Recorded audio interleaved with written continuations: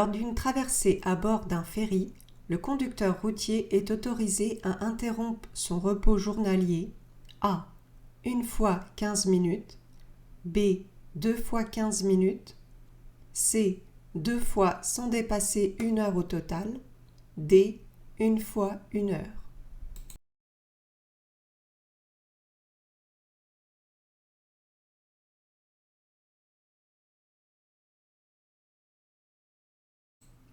Lors d'une traversée à bord d'un ferry, le conducteur routier est autorisé à interrompre son repos journalier, réponse C, 2 fois sans dépasser 1 heure au total. Question 2. Légalement, un prix de transport doit couvrir A. Au moins des charges fixes et variables de l'entreprise de transport, B. Uniquement le flux de liquidité de l'entreprise, C. Uniquement les charges relatives au renouvellement des véhicules, D. Uniquement la retraite du chef de l'entreprise de transport.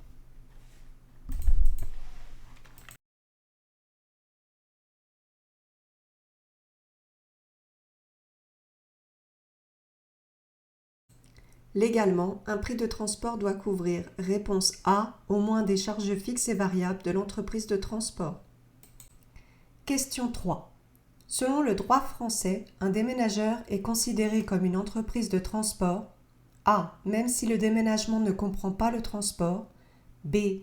Lorsque le déménagement comprend pour partie une prestation de transport, C. Uniquement lorsque le transport constitue la partie principale du déménagement, D. Dès lors que le contrat passé avec le client le prévoit.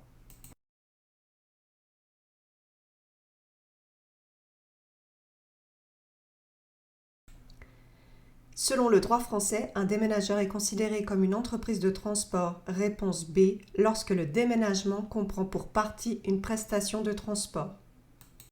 Question 4. L'article L. 3222-6 du Code des transports prévoit que toute prestation annexe non prévue par le contrat de transport qui cause un dommage engage la responsabilité A. de l'entreprise de transport, B. du commissionnaire de transport, C. de la bourse de fret, D. de l'entreprise bénéficiaire de la prestation.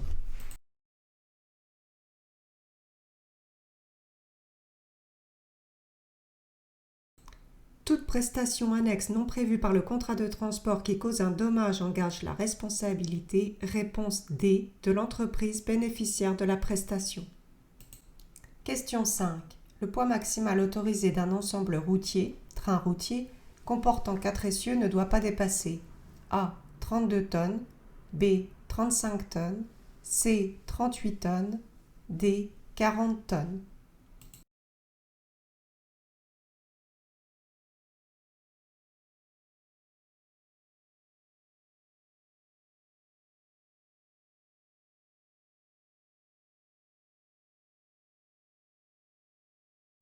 Le poids maximal autorisé d'un ensemble routier comportant 4 essieux ne doit pas dépasser, réponse C, 38 tonnes.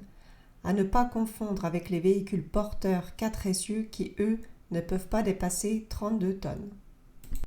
Question 6. La longueur maximale d'un train routier ne doit pas excéder A. 16,50 m, B.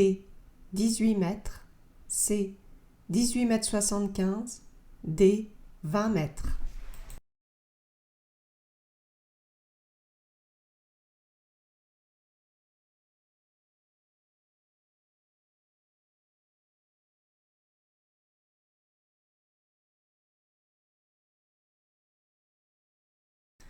La longueur maximale d'un train routier ne doit pas excéder, réponse C, 18,75 m. Question 7. Le frein de stationnement équipant un véhicule de plus de 3,5 tonnes doit obligatoirement être maintenu en fonction par un système A. Pneumatique, B. Mécanique, C. Oléopneumatique, D. Hydraulique.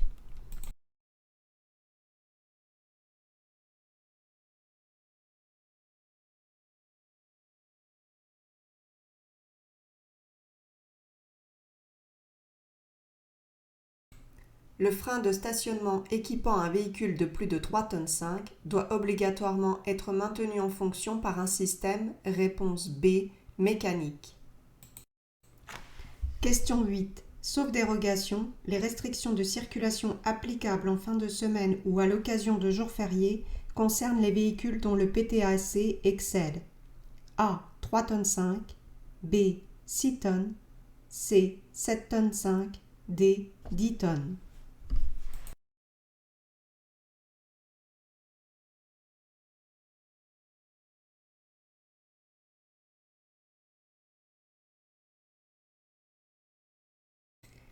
Les restrictions de circulation applicables en fin de semaine ou à l'occasion de jours fériés concernent les véhicules dont le PTAC excède, réponse C, 7 tonnes 5.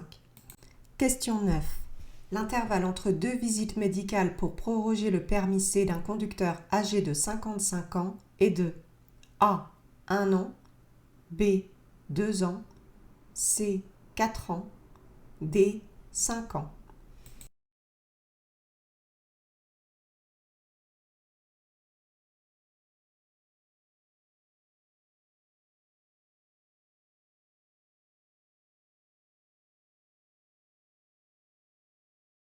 L'intervalle entre deux visites médicales pour proroger le permis C d'un conducteur âgé de 55 ans est de, réponse D, 5 ans.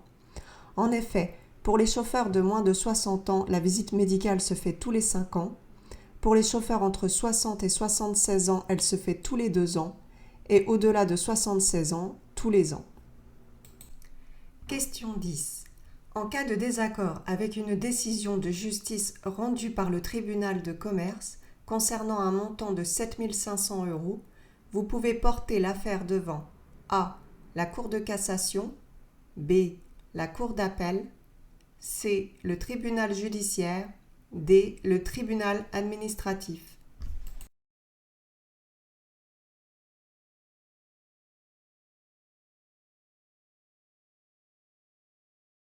En cas de désaccord avec une décision de justice rendue par le tribunal de commerce concernant un montant de 7 500 €, vous pouvez porter l'affaire devant, réponse B, la Cour d'appel, pour tout litige supérieur à 5 000 €. À savoir que pour un litige dont la valeur n'excède pas 5 000 €, vous pouvez faire un pourvoi devant la Cour de cassation. Question 11. Dans une SA, société anonyme, le directoire est nommé par A. Le conseil d'administration, B. Le conseil de surveillance, C. Les actionnaires lors d'une assemblée générale ordinaire, D. Les actionnaires lors d'une assemblée générale extraordinaire.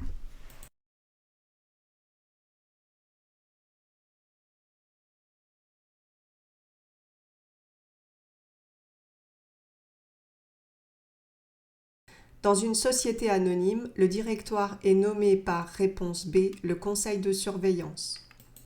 Question 12. L'amortissement d'un bien correspond A. Au montant des annuités de l'emprunt ayant permis de l'acquérir, B. À sa perte de valeur sous l'effet du temps et de son utilisation, C. À la rémunération minimale que l'on attend de cet investissement, D. À un décaissement de trésorerie sur plusieurs exercices.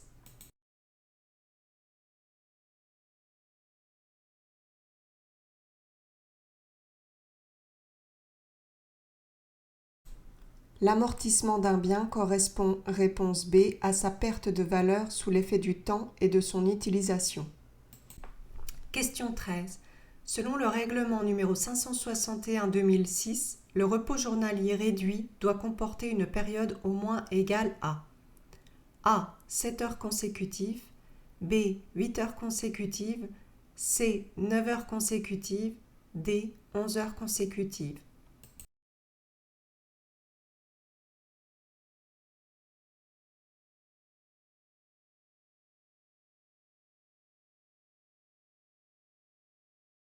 Le repos journalier réduit doit comporter une période au moins égale à, réponse C, 9 heures consécutives. Question 14. L'employeur, le représentant légal de l'entreprise, doit révéler l'identité des salariés auteurs d'infractions routières. A. Oui, depuis le 1er janvier 2017. B. Oui, depuis le 1er juillet 2017. C. Non, c'est facultatif. D. Non, c'est toujours en projet.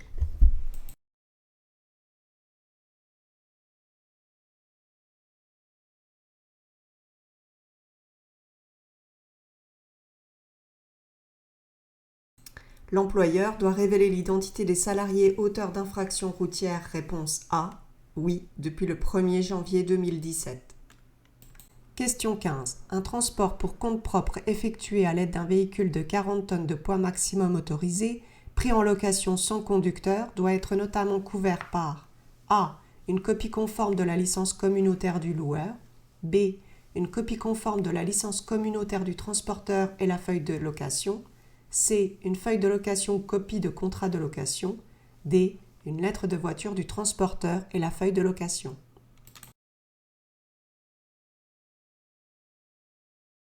Un transport pour compte propre effectué à l'aide d'un véhicule de 40 tonnes de poids maximum autorisé pris en location sans conducteur doit être notamment couvert par réponse C, une feuille de location ou copie de contrat de location.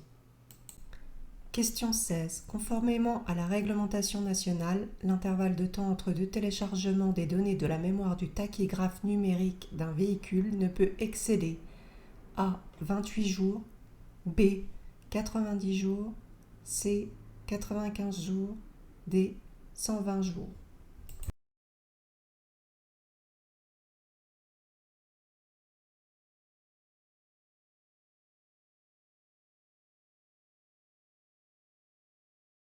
L'intervalle de temps entre deux téléchargements des données de la mémoire du tachygraphe numérique d'un véhicule ne peut excéder, réponse B, 90 jours.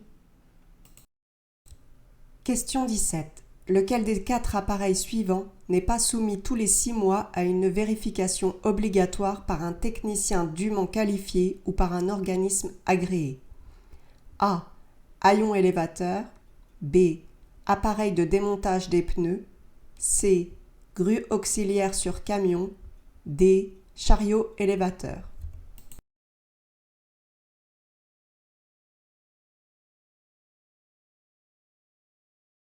Réponse B. L'appareil de démontage des pneus n'est pas un appareil qui est soumis tous les 6 mois à une vérification obligatoire. Question 18. Un transporteur qui n'est pas inscrit au registre des commissionnaires de transport peut avoir recours à la sous-traitance en cas de surcharge temporaire d'activité, sans dépasser une limite du chiffre d'affaires annuel de l'activité transport routier de l'entreprise. A. De 10%, B. De 15%, C. De 20%, D. De 25%.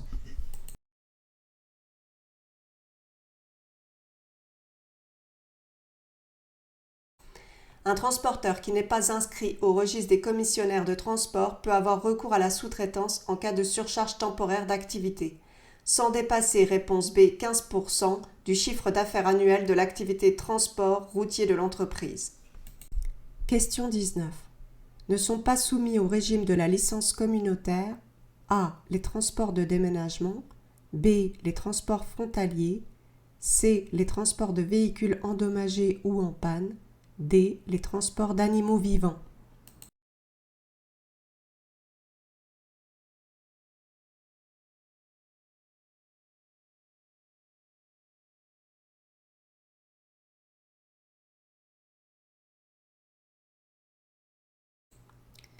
Réponse C. Les transports de véhicules endommagés ou en panne ne sont pas soumis au régime de la licence communautaire. Question 20. La période d'essai prévue pour un contrat à durée déterminée, CDD, d'une durée initiale de 4 mois ne pourra excéder A. 1 semaine, B. 2 semaines, C. 3 semaines, D. 4 semaines.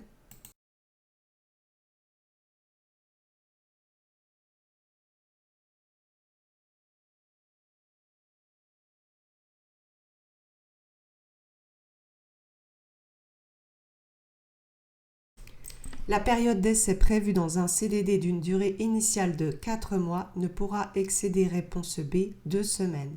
C'est valable pour tous les CDD de moins de 6 mois. Lorsque le CDD est plus de 6 mois, la durée maximale de la période d'essai est de 4 semaines. Question 21. La durée de temps de service maximale hebdomadaire d'un conducteur routier messagerie sur une semaine isolée est limitée à A. 42 heures, B. 46 heures, C. 48 heures, D. 52 heures.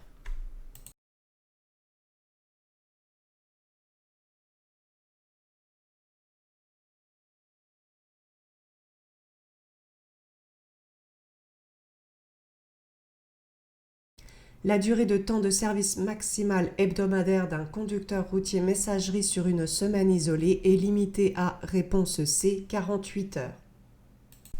Question 22. En transport national, M. Lambert a reçu ses marchandises le jeudi à 11 heures. En cas de litige, il doit confirmer par écrit ses réserves au transporteur au plus tard. A. Le dimanche suivant minuit. B. Le lundi suivant 11 heures. C. Le lundi suivant minuit. D. Le mardi suivant 11 heures.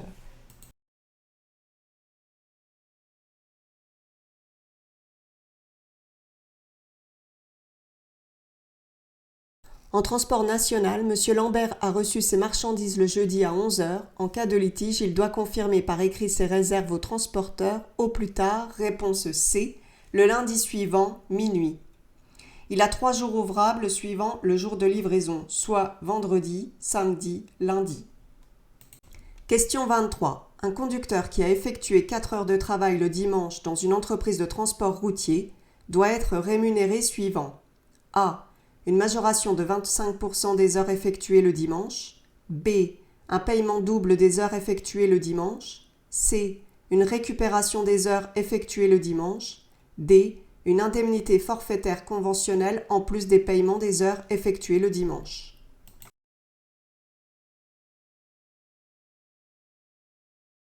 Un conducteur qui a effectué 4 heures de travail le dimanche dans une entreprise de transport routier doit être rémunéré suivant réponse D, une indemnité forfaitaire conventionnelle en plus des paiements des heures effectuées le dimanche. Question 24. Selon la RSE, Réglementation sociale européenne, un conducteur salarié peut exiger que son employeur lui remette la copie de ses disques et ou des données téléchargées à partir de sa carte de conducteur correspondant au plus aux périodes de travail. A. De la semaine précédente. B. Du mois précédent. C. De l'année précédente. D. Des 5 années précédentes.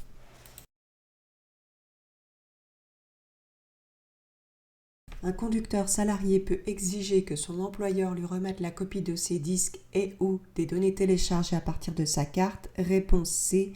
De l'année précédente. Question 25. Sauf cas particulier, la durée maximale d'un CDD conclu pour un accroissement temporaire d'activité est de A. 6 mois, B. 12 mois, C. 18 mois, D. 24 mois.